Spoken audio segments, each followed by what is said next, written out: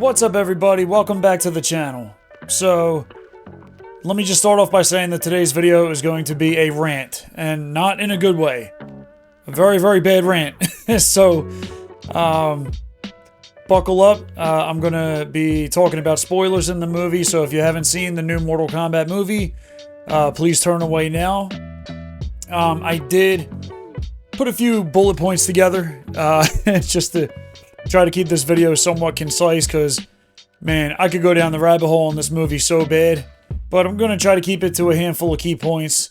First off, I thought the movie was straight up dog shit, and I try not to curse too much on this channel, but this movie just fucking frustrated me, I'm going to be honest, and there were a lot of reasons for it, and the first thing I wanted to mention was the CGI. Now, I was obviously under the impression that most of this movie was going to be CGI, backgrounds, like whatever. I know a lot of people are doing that now, and I'm an old school fan. And by comparison to things like the 1995 movie where they actually had to, fly the cast overseas to get to them to fight at certain locations and film at like actual temples and stuff like that, that meant more to me, and it really shows in the quality of the picture, in the background of the movie. So, seeing these new age movies, I'm already just kind of, 1 foot out the door in a sense, because it just feels cheaper. But again, that's my opinion.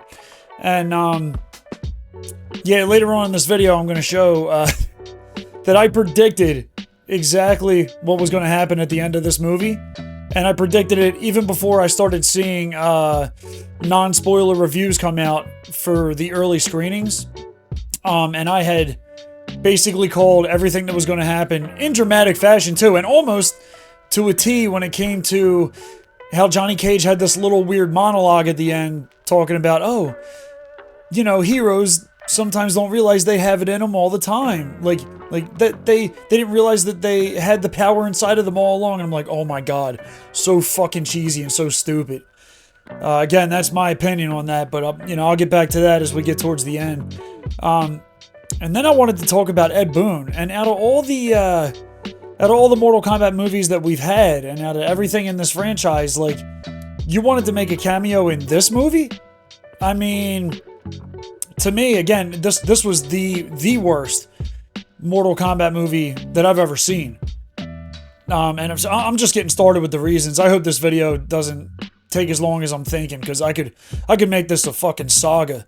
But yeah, I guess Ed Boon is entirely on board with this new way of thinking and this new gen style of movies and video games for the franchise. He's on board with it, obviously. So, if you guys like this movie, congratulations, this is your future. For guys like me, old school fans like me, this is my future. So I'm opting out, man. I'm not buying any new Mortal Kombat games, products, movies. I'm done, man. I mean, I came from an era that by comparison now, it just feels unrecognizable to me, and I'm not liking it.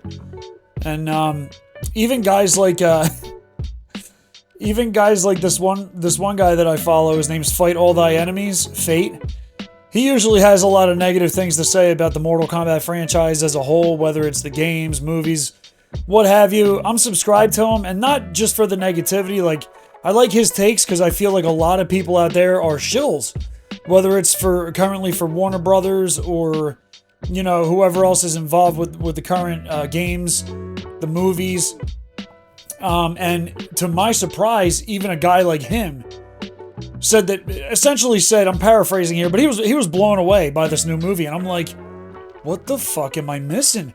How are all of these people do they have wool over their eyes, or I'm trying to understand why I'm feeling the way I am. And even guys like Fate, who I believe is a little older than me, has to be an old school fan of the originals and stuff. How did we get to this point? And I'm not trying to throw shade at the guy. I actually like him a lot, and I'm not gonna, unsubscribe this dude, just because he doesn't agree with what I agree. No, I'm not like that. But it just really shocked me that even a guy like him, as negative as I've seen on his channel, as negative as he's been with certain things, he was like, oh, this is like the greatest shit since sliced bread. I'm like, how? Oh my God. But to my surprise, another guy, and I'm not going to name drop anybody else, but except for this guy, TrueUnderdawgGaming, who I'm also subscribed to. You know, I like his content. I always have. But I always thought he was more on the shill side of things, because he was always a little too upbeat for me. I'm like, I don't know, like, especially when it came to the Mortal Kombat 1 video game. And he proved me wrong with this analysis that he took recently on the Mortal Kombat 2 movie, because basically everything he said was exactly how I was feeling. And I was shocked because he's a little younger than I am. I believe he grew up with the 3D generation of games, so I wasn't expecting him to be that harsh on the movie. But again, I got all my own reasons, and now I'm going to start getting into my personal reasons why I thought this movie was just complete dog shit. I mean, like, 1 out of 10 on a good day. Like, maybe after I hit the lottery or some shit, right? But, you know, I'll say this. If it was a standalone movie, and I didn't know anything about Mortal Kombat, and if this film was like the only part of the IP, I would give it like a 6, maybe a 7, because it wasn't a bad standalone movie. The problem is when you're talking to an old school fan like myself, what I grew up with the games and the original 95 movie, what I know is totally different from what I saw in the theaters the other day. And it's in a matter that I don't like the first thing being Jade being bald. Like, and you know, I know that raised a lot of red flags for people, and to be honest with you, the whole reason that I was able to not just predict, but predict very properly how this movie was going to play out was from the second that I saw Jade with no hair. And I thought to myself, oh, this is going to absolutely have, you know, woke elements, that fucking rainbow agenda, the girl boss shit. And it absolutely did. And I'm going to touch back on that when I get to Kitana as a character later on in this video. And I'm going to, hopefully the timestamps will come through. I'm going to leave timestamps, and hopefully they show up as chapters so that you guys can fast forward if you want to get my takes on that. So yeah, I had a big problem with the fact that she was bald, and her costume was a little drab. Like, it definitely could have been like a cooler shade of green, I thought. And you know what? No shade on the actress or any of these actors or actresses, period. Like, you know, if anything, it's the only thing I liked about the movie is because these actors did their jobs. Like, it wasn't their fault that they were handed like a dog shit script. You know, even if they might have went unscripted here and there, like the guy who plays Kano, like he kind of saved the movie to some degree for me. You know, however little it did save it for me, but I'm absolutely never going to see this again. Don't care to. Frankly, I'm disgusted by it. So let's move on my list of bullet points here. This is basically all character complaints at this point, and let's get to Johnny Cage, man, because like I loved Carl Urban as Johnny Cage. He's still a great actor, but again, these guys were kind of handed dog shit scripts, roles, directions. I mean, and my biggest thing with him is, as Johnny Cage, like in the story, he's basically told by Raiden and Sonya that the fate of the world is kind of in his hands, and 90 seconds later, he automatically understands the weight of it. I couldn't buy into that narrative because I feel like, you just turned the whole guy's world upside down. There's no way in hell that he would be completely on board with this walking through that portal. Like, he didn't even try to, like, reach out and touch the portal that Raiden made, like, to see, like, ooh, what's this even made of? Is this, like, electrical ectoplasm? Like, what kind of shit is this? There was nothing that made it believable to me as a viewer that I could believe that Johnny Cage character was taking any of these events seriously. How could he? Like 90 seconds went by, roughly. I mean, I'm estimating, but I couldn't buy it. It felt like there was no heart and soul in that part of that storyline. So yeah, I feel like it was kind of, again, no shade to the actors, especially Carl Urban, but I honest to God, I feel like he was handed a shit deal with this movie. He probably could have had a lot more of of a good role. Maybe if he had a slight bit of creative control, ad-libbing wise, or, you know, whatever the case is during filming, but you could tell that this movie was crunched for time. They tried to fit in X amount of fights within like a 2-hour time frame, which the fights were great. That's like the only other thing that I'll really say about this movie that was great. And it's like, okay, if you were just going for that, then, like, you know, you could just also watch people make like fan-made films of shit like that. I've seen them in the past, and they almost look as good. I mean, the effects aren't as great, but, you know, you could tell that there was some heart and soul put into the productions, as low budget as they might have ever been. But I respect that. I love it. And I feel like, you know, New Line Cinema, whoever is involved in this movie, Warner Brothers, Ed Boon himself, whoever, like, it just wasn't hitting for me. But moving on, let's go to Quan Chi. So Quan Chi, out of all the characters, I feel like they just made him look like a little scraggly little bitch. Like, he looked like a sewer rat, to be honest. And you know, the fact that Kano is like essentially bitching him in this movie, like yeah, give me my eyeball back, bitch. And of course, I'm just putting my own little spin on it when I say that, but that's essentially how their conversation goes.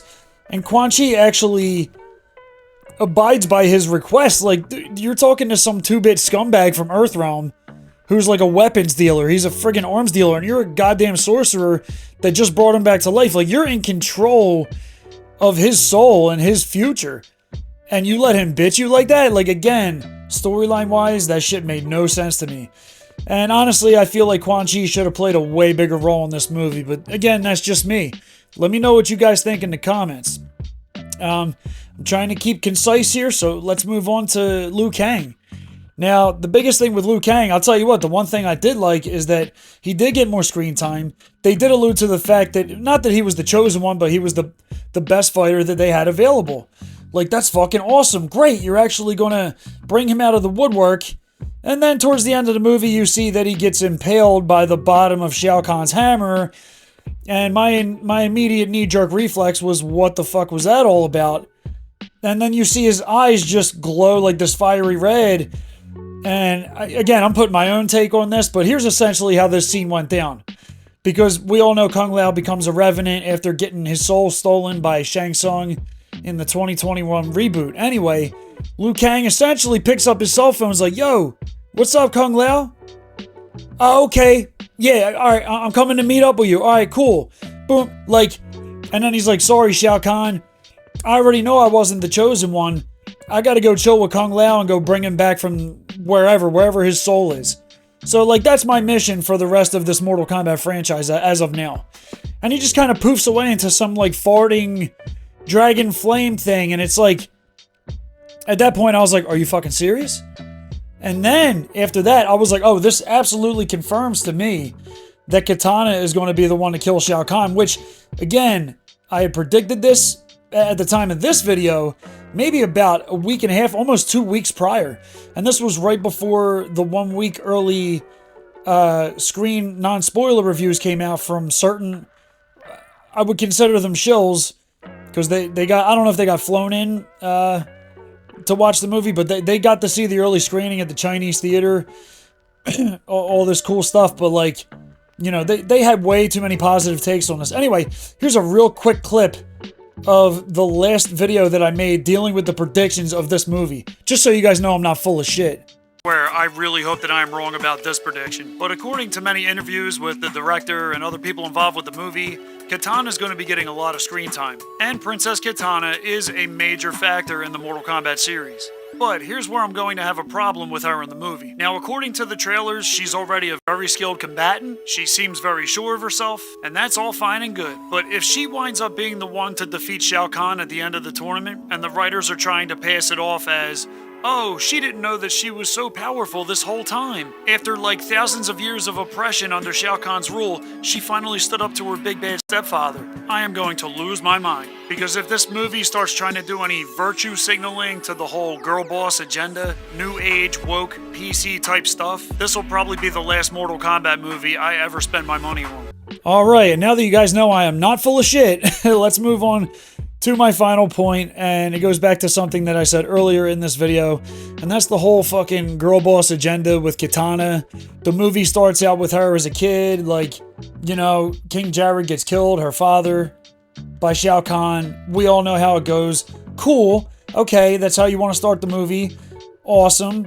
But keep in mind that not in any of the lore, not in any of the time changes in this franchise ever, no matter how many times they've rebooted the timeline, was Kitana anywhere close to killing the final boss. It was just never in the cards for her. Is she a pivotal character? Absolutely.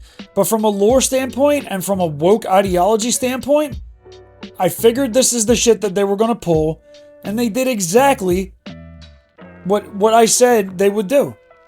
And in the same manner. So as we all know, if you've seen the movie already and you made it this far, spoiler, Kitana kills him, yes. And the manner in which it's done just seems so disingenuous. Like, so you're telling me that, you know, for X amount of thousands of years, because canonically she's, you know, at the time that we usually see Kitana, she's already like 10,000 years old, roughly, in every movie, right? So you're telling me that out of nowhere, she just magically, after thousands of years of like a faux captivity, like being like the adopted daughter of his, of Shao Kahn's, like, you're telling me that she didn't once work up the balls off screen, like before this movie would have been made, that she didn't work up the balls to kill Shao Kahn earlier, before he got the his hands on the amulet and got this like fake semi-immortality type power where he can like regenerate really fast. Like, I did not buy it at all. And it's exactly what I said in my prediction video. And it just totally fucking disgusted me. I was so close to walking out of the theater after that because I was so frustrated that I was so right. And I did not want to be. Like, I wanted to be proven wrong so bad. But the fact that my prediction was so spot on. As a matter of fact, I hate to gloat about it, but if you watch after she kills him and you hear the monologue that Johnny's given, actually it's less of a monologue. You find out that he's talking to Baraka around this like little campfire scene, but he's basically saying, and I can't remember verbatim what he said, but he basically told Baraka like what makes a hero, like, you know, oh, it's someone who does something brave and doesn't realize that they had the strength inside of them all along. Like, boo-hoo-hoo. Like, dude, that's that fucking garbage rainbow agenda, woke, like, whatever you want to call it. And then the very next scene after that, you see Kitana doing this little girl strut, walking up onto what was Shao Kahn's throne chair. And she just sits in there like, yeah, like, I'm top boss, bitch. And I couldn't buy it, man. I couldn't buy it whatsoever. Not in the slightest. And, yeah, it was, to me, I was just disgusted. And one of my friends that I went to go see the movie with, he turns to me after the movie's over. He's like, how did you know? I was like, dude, honest to God, I knew. I told my boy this. I was like, the second that I saw that first trailer with Jade with no hair, I was like, this movie's fucking suspect already. It's fucking suspect. It's probably going to be cheaply made. Like everything that I said in my prediction video. And I was 100% correct. I didn't want to be. I did not want to be. And you know what? You guys can like hate on me in the comments for feeling the way I do. Because I from the way I've seen things going, there's a lot of content creators that are like, oh, 8 out of 10, 9 out of 10, 10 out of 10. I'm over here at 1 out of 10. So I might be in the vocal minority at this point, and I'm probably part of like the older fan base that feels the same way. I would love to know what you guys think in the comments. I'm not hating. I'm not trying to hate. Excuse me. I'm not trying to hate on the people who thoroughly enjoyed this movie. Like, you guys are what's going to keep the franchise going with your money voting to keep things going this way. So yeah, if you guys liked the way that this movie was going, then you're probably going to love future installments, and your money is going to keep those productions going. On the opposite end of the spectrum, I fucking hated it. I thought it was complete garbage. Very, very few redeeming qualities about this movie. And as an old school fan, I couldn't buy into it. I couldn't get into it. I was so unenthusiastic just driving to the theater. As a matter of fact, for me, it was so bad that I had thought about canceling my tickets before I even left the house. I really didn't want to go see it because I knew exactly what it was going to be.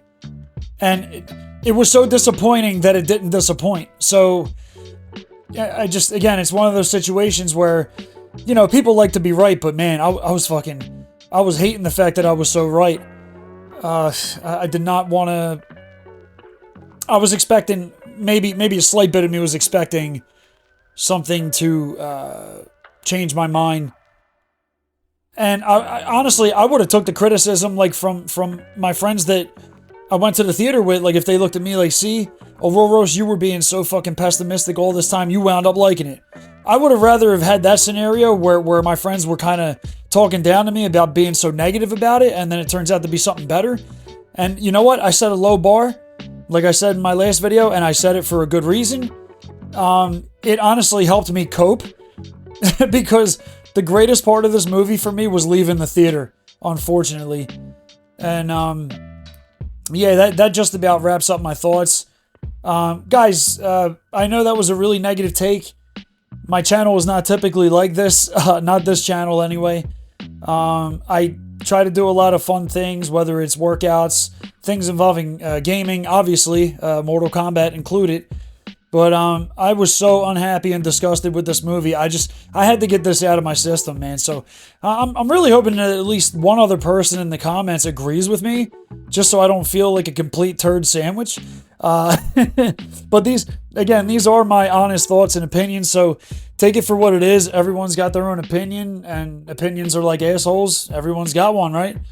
So, take it for what it is. Hey, if you guys want to argue back and forth with me in the comments on why you guys thought it was so great, I mean, I'll take that too. And, you know, I'm not going to take any cheap shots or, you know, talk down to anybody. I would love to get feedback from my viewers, especially my subscribers. Like, if you saw this movie, what were your honest takes? Were there things that you thought I was too harsh on?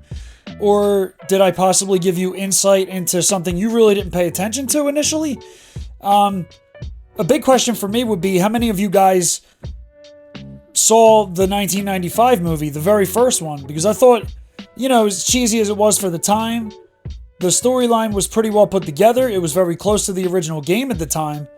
I thought the character costumes were pretty cool for the most part, especially Scorpion and Sub-Zero. I mean, they kicked ass. Reptile, all the ninjas were cool. So yeah, I would like to get your thoughts, your feedback. I don't do a lot of videos like this. I try to stay positive, but again, had to get it out of my system. Thank you guys for letting me vent, and I hope I don't lose any subs over this video. You know, again, it's deep for me personally, but it ain't that deep. I'm not trying to throw shade at anybody else. To each their own. Again, if you guys enjoyed the movie, then you guys will be the reason that Mortal Kombat stays alive. On the flip side, certainly not me. I'm not spending another dime on this franchise moving forward. I'm pretty disgusted with the Mortal Kombat 1 game. Obviously, completely, utterly disgusted with Mortal Kombat 2 as a film. And yeah, that's it. So thank you guys for watching. Hey, don't forget, excuse me, if you guys like anything related to fitness, gaming, hobbies, or motivational speeches, don't forget to check out the rest of my channel. I swear to God, it's not all doom and gloom. It is not all negativity. This is a rare exception on this channel. So please feel free to check out the other stuff on my channel. And thanks for watching. I hope to see you guys in the next one.